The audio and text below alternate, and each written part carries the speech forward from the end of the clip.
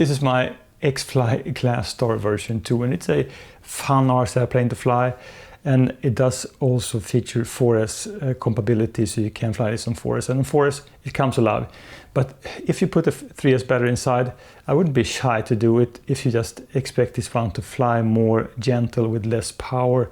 Then it's a really enjoyable flight. So let's go outside then and do 3S on the Glastar.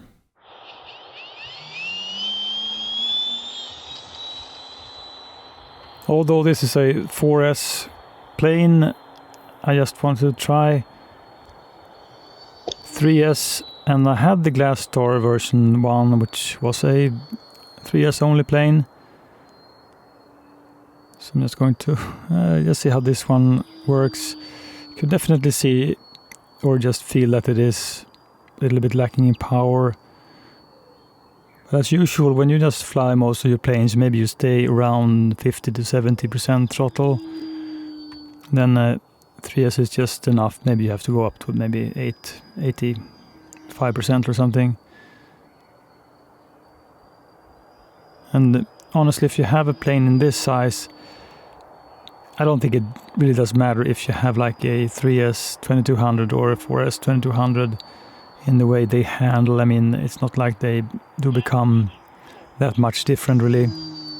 If you have lighter RC airplanes, surely the choice of batteries is really important, but when you have a plane, I'm not really sure how much this one weighs, but you know, somewhere close to 1.3, 1.4 kilos. I think that the difference then in battery doesn't really matter. And if you just want to fly like really docile, I think 3S and 4S doesn't really matter. And of course 3S batteries are cheaper, so that's a good reason then just to do 3S on planes. And I set the limit then on all my RC planes just to kind of a 4S 2200 milliamp. That is my maximum size of batteries, and I do have some 50C, and most of them are like 30C. But that's just a limit, just to don't have too many expensive batteries. So that's why I'm not doing like 6S EDF RC airplanes that is 70 or 85 or 80 millimeter EDF planes. Just 64 then as maximum. That's just the decision I made, just to keep the cost down. So with 3S then on this Glastar, I mean, if you're just going around like this, you don't need more than 3S. It works just fine.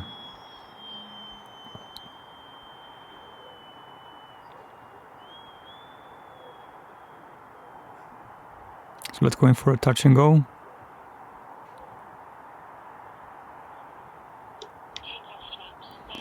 I set up this with flaperons just to have it slow down a little bit more.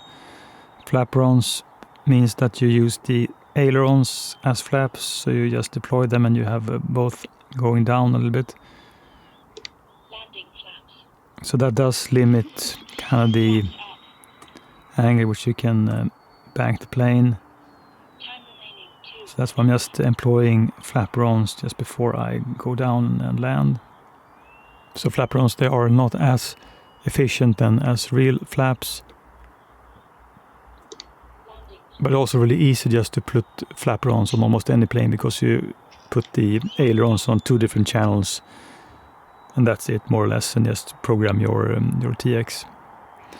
And this field is really great because you can make these long approaches and just get low altitude, gradually reduce speed, and then you have a really nice soft landing. And you also have great bush wheel, airfield wheels on this plane, bush wheels. So, and a little bit of give also on the landing gears. So I think landings with this Glastar is just excellent. Of course, it's not as elaborate as my Super Cub PA-18 from FMS then, because on the PA-18 you have both airfield wheels and you have this spring mechanism system.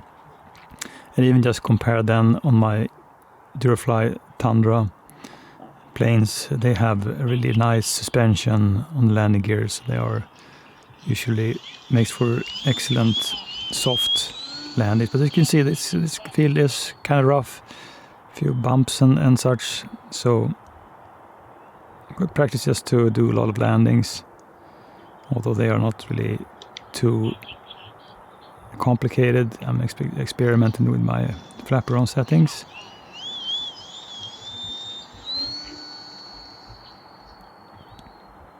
And basically, when you do like any kind of flaps, you don't want to have the plane balloon so it pitches up, and you don't want to have it dropping, so it should fly level when you engage flaps. So, and then the aim of them is just to reduce airspeed so you can make a nicer and softer landing, or just go cruising around really slow when you fly, which is really enjoyable. So I would say 3S on this plane. I mean, if I hadn't tried 4S, I could probably be quite satisfied with 3S. I still think that I would have missed, of course, the added agility on 4S, but that's more or less it. As always, in my opinion, 4S is more fun than 3S because you have the power to push through things. And although I rarely kind of go 100% power, it's always nice just to have the power when you need it, just to push through. But if you expect this one just to do like more gentle flying, I think 3S is just fine. You can certainly do aerobatics, just it's a little bit more sluggish. But certainly 3S batteries, they cost less, so it's a more economical thing than just to choose 3S.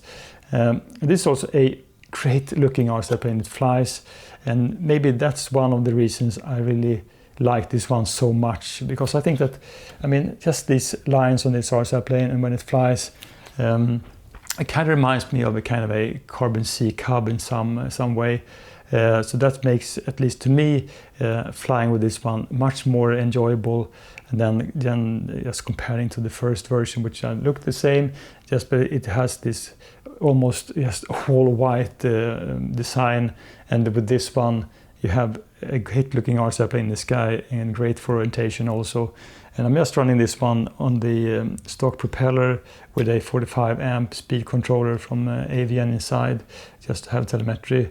And overall, one of my more fun and easy to fly high wing bush planes in this XFLY Glastar version 2.